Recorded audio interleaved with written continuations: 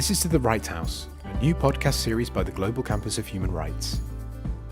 From skepticism to hope, from utopia to empathy, we discuss human rights, riding waves, but also signaling where the light is. This podcast was recorded in Venice, Italy, on the island of Lido, at the Global Campus headquarters.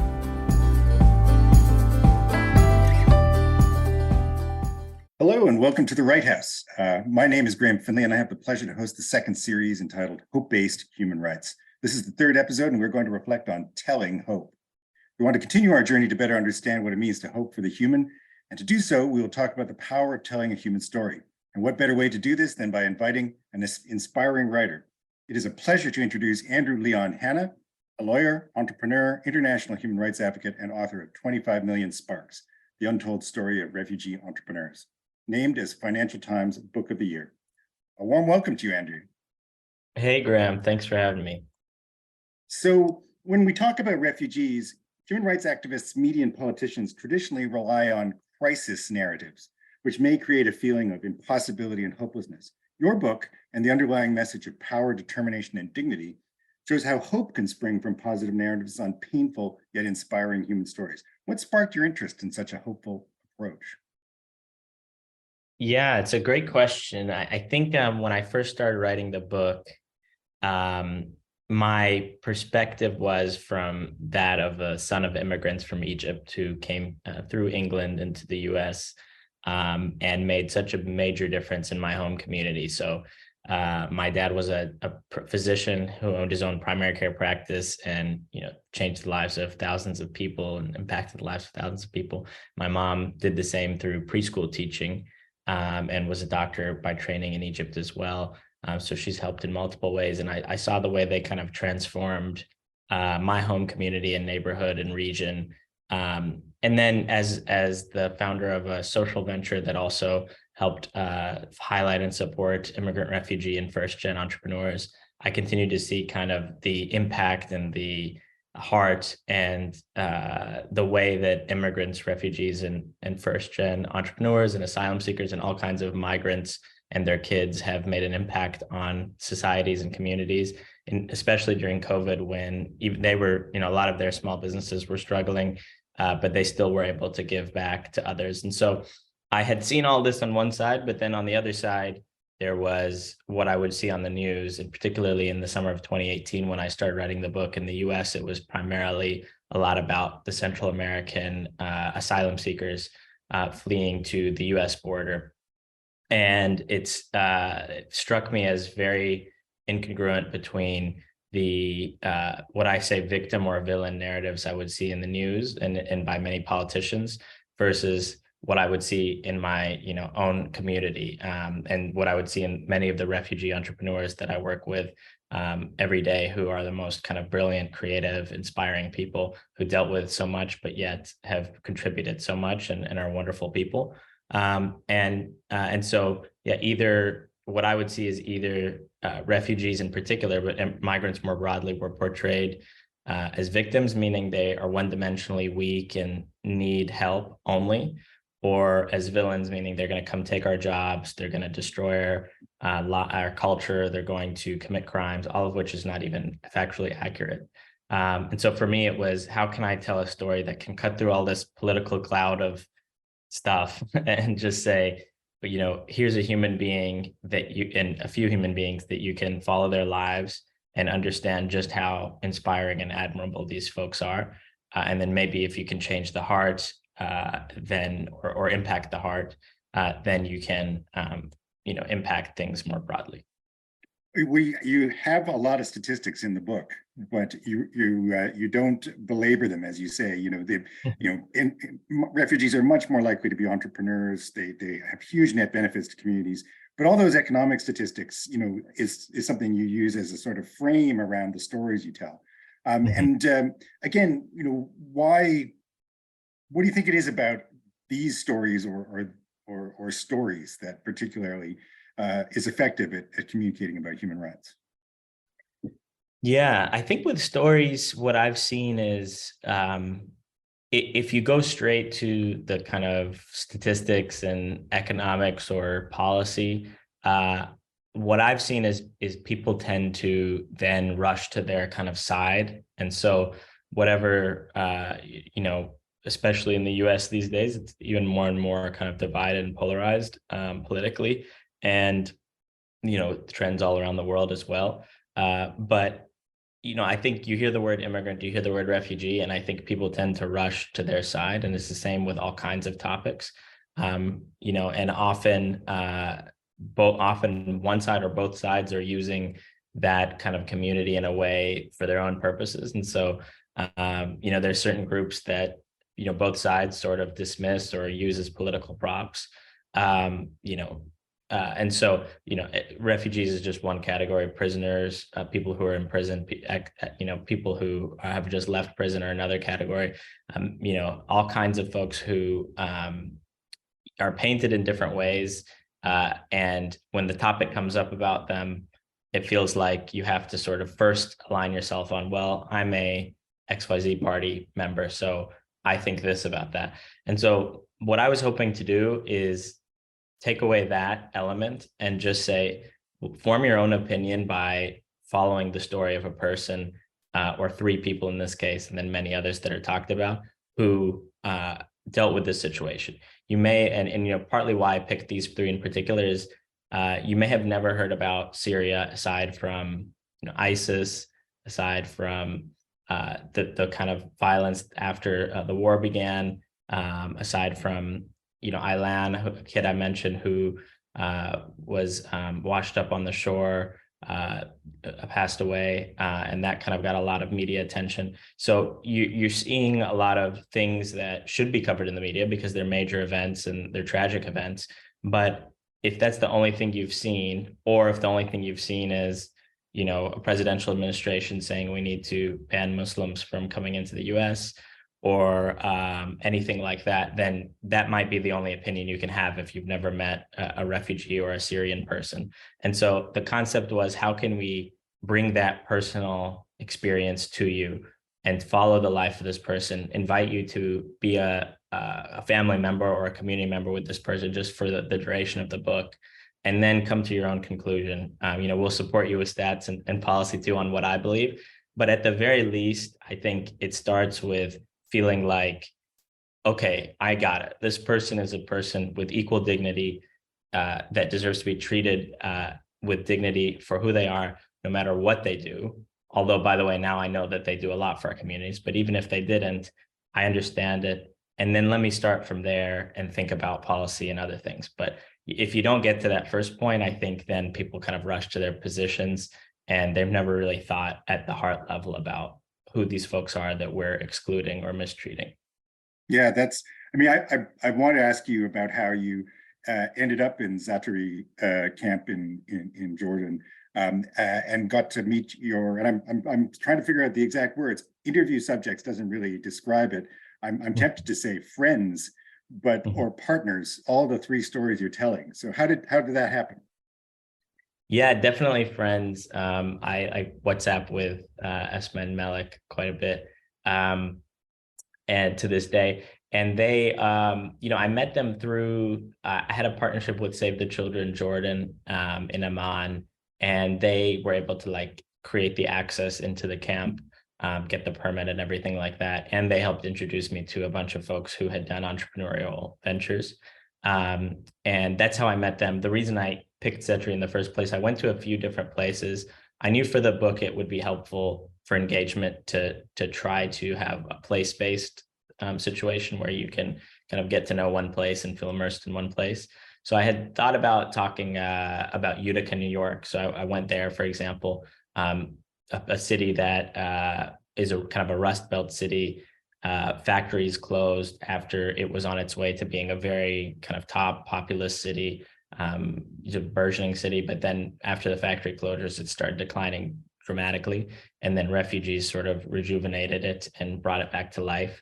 So it's a beautiful story there. It's about a quarter refugee there, of all kinds of countries. I think 40 languages or something are used in the public schools.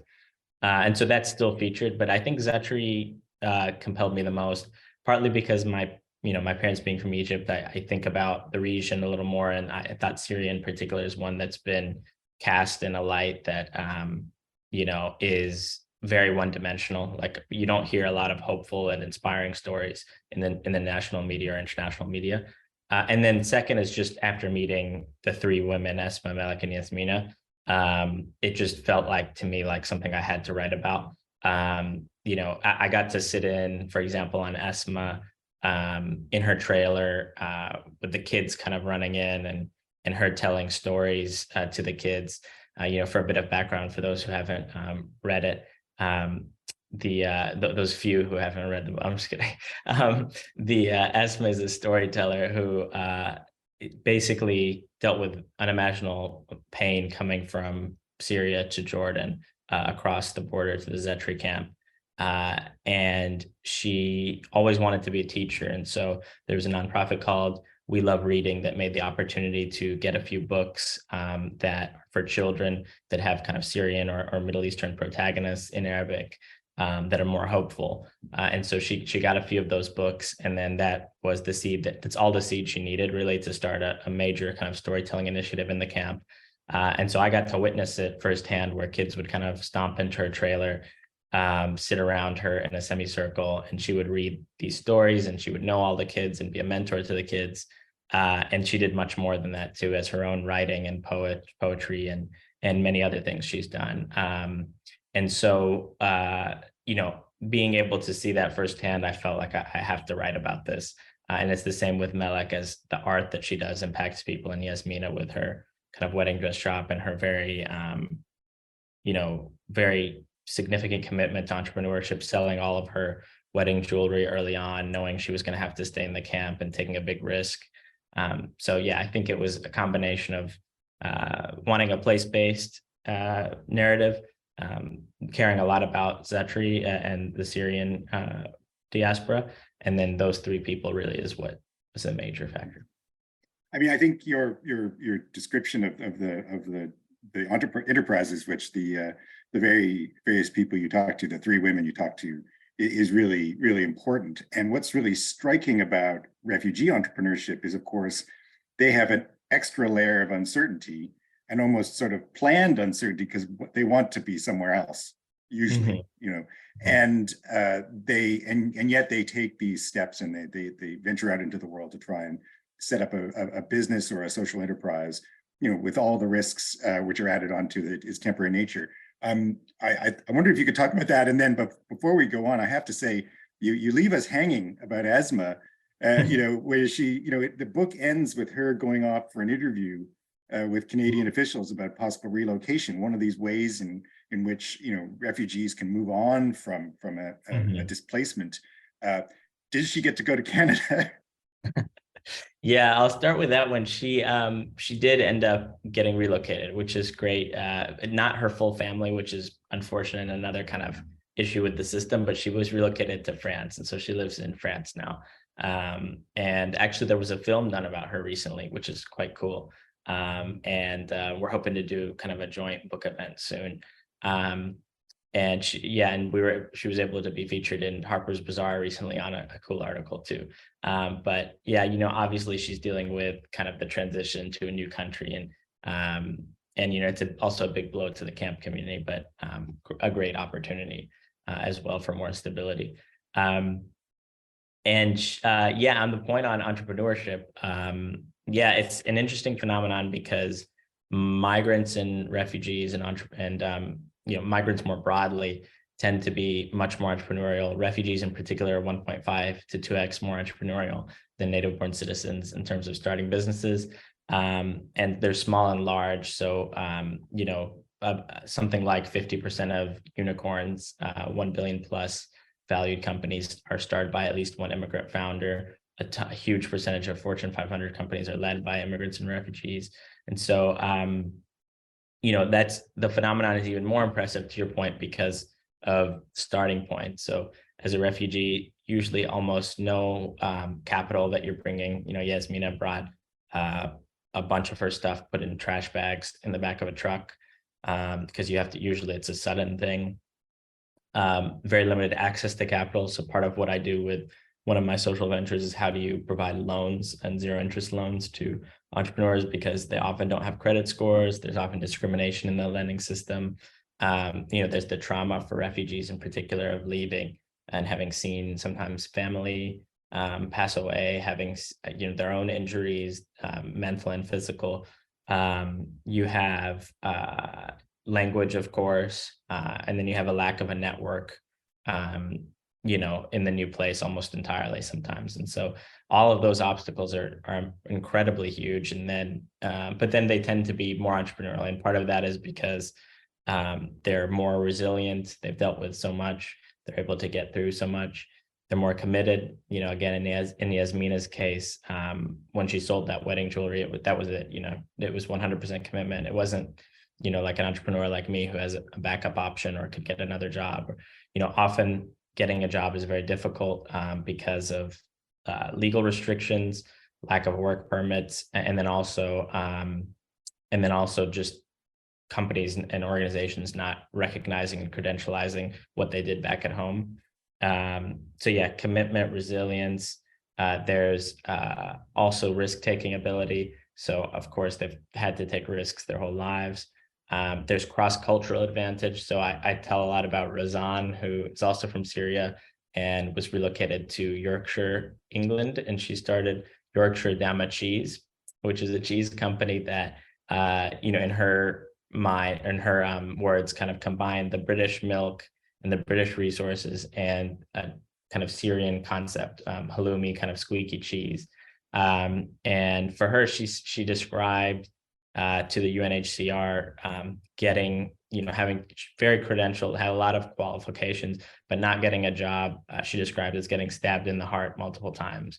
And so she finally said, okay, let me do my own thing. And it was only a 2,500 pound loan that got her going. And it's now 100 pound plus revenue, World Cheese Awards, which I didn't know was a thing. But she's won all kinds of things and employed many people. So the reason there is partly cross-cultural advantage. So knowing other markets, knowing other ways people consume products and use products. And there's many others. But yeah, it's amazing that starting at that point, they're still, so it kind of doubly emphasizes those advantages. Yeah, I think it's really striking when she says not having a job is like being stabbed in the heart. And it makes me think about how jobs, but especially entrepreneurship, figures in our human rights talk, right? I mean, do you think it's neglected when we talk about human rights or in the human rights conventions? I mean, even the whole panoply of commentary and promotion of human rights. I don't see a lot of entrepreneurship in there, but you're the expert, so I'm sure you can tell me. Yeah, I think that why it should potentially be more highlighted, and definitely should be more highlighted, is that I think with entrepreneurship, it's a situation where you're investing sometimes very little. I mentioned 2,500 pounds. With Esma, it was just a few books. With Masika, another one we talk about, who lives in the Shirkoli camp, it was just $72 or so as part of an incubator program that started a bread cooperative that's very successful in the camp. With entrepreneurship, it's like providing capital in the hands of people who have the best ideas about their community and then letting them do what they need to do with it. So that's why I personally find it to be, with the track record that I just described, not just immigrant and refugees, but a lot of disadvantaged populations, they have ideas that can be, made into something special that can impact their lives, and then not just their lives, but everyone else in the community. But they're not being invested in, and often the aid is more dictated in particular ways. And so that's why I think like a more, and we're seeing it in some camps, like for example, Zatri, different incubator programs, different loan programs, where it's like, we're just trying to, you have the ideas, we're just trying to foster you getting through the obstacles to make the idea, just to have an equal shot at making it successful, or close to an equal shot as possible. So yeah, my take is that I think there needs to be much more of that, because while entrepreneurship isn't the answer for everyone, when you're kind of in parallel working on jobs and companies reforming their policies, but while you're locked out of many job opportunities, that's many immigrants, refugees, and other disadvantaged populations only kind of route to success. And so the more you can invest in that, and the more you can empower folks to have the capital and believe in their ideas, the more you can kind of change lives, I think, and allow them to change their own lives. Yeah, you mentioned in the book Kiva, KIVA.org as an option for listeners if they want to contribute to microlending to refugees. So does that, do you think that route is particularly helpful, or are maybe more structured kind of programs the way forward? Yeah, that's a really good one. That's our partner for the venture I mentioned that does zero interest loans. You can kind of scan through people all around the world, pictures of them with their businesses. Feel some connection to them, and lend as little as $25, and usually a very high repayment rate. In the US, it's zero interest, but internationally, I think it's there's an interest rate, but not a large one, as I understand it. And yeah, you can just sort of, your loans are recycled. So once it gets repaid, you can keep going. That's a really nice way to do it. The other thing I always mention is refugee resettlement centers around the world are often understaffed, and the staff are underpaid. And, these are the kind of the frontline people who figure out housing, figure out jobs, figure out language training. And so even just thinking about, any refugee that you've seen in your community, those are usually the people who try to reach out to them and welcome them. And so providing resources to them through your company, through your faith group, through yourself. I've had some people read the book, and, one person said that she welcomed in a Ukrainian refugee to her house for a while. And so, if you have that opportunity and you're listening, maybe this is all you need to kind of push to say, okay, let me connect with the local welcoming center, relocation center, or faith group, and ask, is there someone I can either bring in or help with a little bit of funding, help with, connect them to resources. Sometimes all it takes is somebody who knows the city and can help connect you to people. So those are a few routes. And then there's, of course, the international ones too, that are doing great work in camps. But, camps are only a portion, as I mentioned in the book. A lot of folks are in host cities, and 1% only, less than 1% of refugees globally are resettled every year. So there's a lot of folks in camps or cities who are feeling very temporary, often don't have full access to rights. And so the more you can help organizations near you or around the world that help them, to the extent that you have funding, that would be great too. Right. Yeah, I know. So you talked about funding and some of the other, economic sides, and I'm kind of interested in the governance side as well. Because you talked about successful refugee entrepreneurs all around the world, including the U.S., the U.K., Kenya, Ghana, and of course Zaatari in Jordan. How do the economic, but especially the political surroundings, affect the success of refugee entrepreneurs? I mean, are there ways in which refugee camps could be constituted and structured that would enhance or the chances of these entrepreneurships succeeding, right? And how does that relate to refugees' human rights? Yeah, definitely. First, one kind of a little bit outside of the question thought is 85% of refugees are resettled in low or medium income countries, not higher income countries. So one element is making sure that, some of the higher income countries step up more. But there are about 30 to 40 nations who participate voluntarily in the kind of UNHCR resettlement program, and they set their kind of caps. And, the US historically was on the high end and then dipped significantly and still hasn't really recovered much. And so, and other countries have been a part of it, but could certainly need to step up, especially, I wrote the book, it's called 25 Million Sparks. I wrote it in 2018.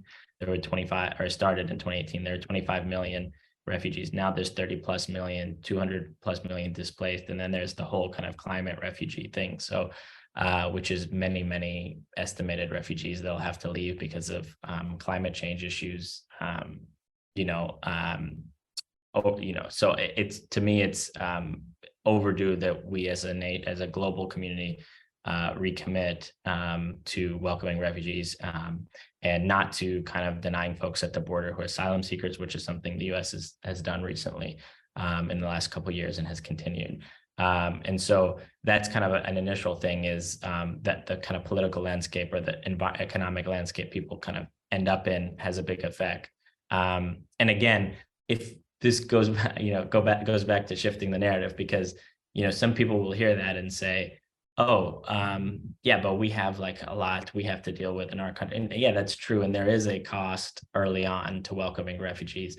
But, the stats bear out that they're the biggest assets you could bring. US 10-year period, $63 billion in net fiscal impact positive from refugees. So it's like, I tell people, like, if there's a Venn diagram of morality and economically wise ideas, you should be in the middle. If something's in the middle, you should do it. And I really think that's why the narrative is the problem to some degree, because there is a world where people thought of this completely differently. For example, in the US, the one I know the most, and people heard refugees and they said, oh man, we need to have more of them. But can we advocate and push to have them resettled here in Jacksonville or here in Charleston?